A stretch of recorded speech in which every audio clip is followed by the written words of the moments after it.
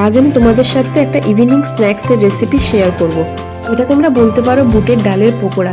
চলো দেখে নেওয়া যাক যে এটার জন্য আমাদের কি কি লাগছে। এখানে আমি নিয়ে নিয়েছি ভেজানো বুটের ডাল, দুটো পেঁয়াজ কুচি করে নিয়েছি, এখানে নিয়ে নিয়েছি কারি পাতা, ধনে পাতা নিয়ে নিয়েছি, তার সাথে 2 চামচ বেসন নিয়েছি, কাঁচা লঙ্কা আছে এখানে, রসুন আর একটু আদা। প্রথমে বুটের ডালটাকে 2 ঘন্টা আমি ভিজিয়ে রেখেছিলাম, সেটার সাথে আমি এখন দিচ্ছি গোটা জিরে, সাথে দিয়ে দিচ্ছি কাঁচা লঙ্কা 3টে, আদা আর 4-5টা রসুন। এরপর একে একটা পেস্ট বানিয়ে নেব। খুব বেশি মিহি করে বাটার কোনো দরকার নেই, যেহেতু আমরা বড়া বানাবো বা পকোড়া বানাবো। তো এটাকে থালার মধ্যে ঢেলে তার সাথে পেঁয়াজ, 2 চামচের মতো বেসন আর কারি পাতা আর ধনে পাতা যেটা রেখেছিলাম সেটা দিয়ে দেবো। এরপর দেবো একটু গোটা জিরে, সামান্য পরিমাণে হলুদ গুঁড়ো, 1 চামচ ধনে গুঁড়ো আর 1 চামচ জিরে গুঁড়ো।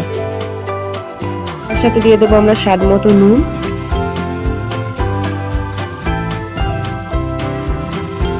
কালারের জন্য 1 চামচের মতো কাশ্মীরি লঙ্কার গুঁড়ো আর একটু বেকিং সোডা। এরপর এই সমস্ত উপকরণগুলোকে ভালোভাবে মেখে নেব।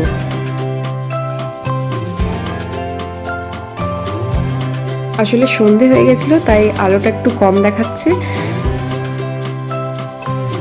দেখো আমাদের মাখা কমপ্লিট হয়ে গেছে। এরপর এগুলোকে ছোট ছোট বলের আকারে করে নেব, ঠিক এরকম ভাবে।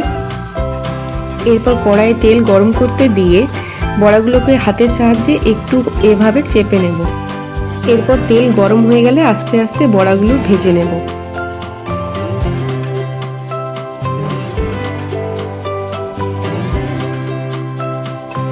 এপিট ওপিট ভালোভাবে ভেজে নিলে তৈরি আমাদের ইভিনিংসের মুচমুচে স্ন্যাক্স। তোমরা এটা বাড়িতে অবশ্যই ট্রাই করে দেখো, কমেন্ট করে জানাবে আমাকে কেমন লাগলো। আর আমার রেসিপিগুলো তোমাদের ভালো লেগে থাকলে অবশ্যই আমার চ্যানেল রিমাস ফুড ডায়েরিকে সাবস্ক্রাইব করে নিও। ধন্যবাদ।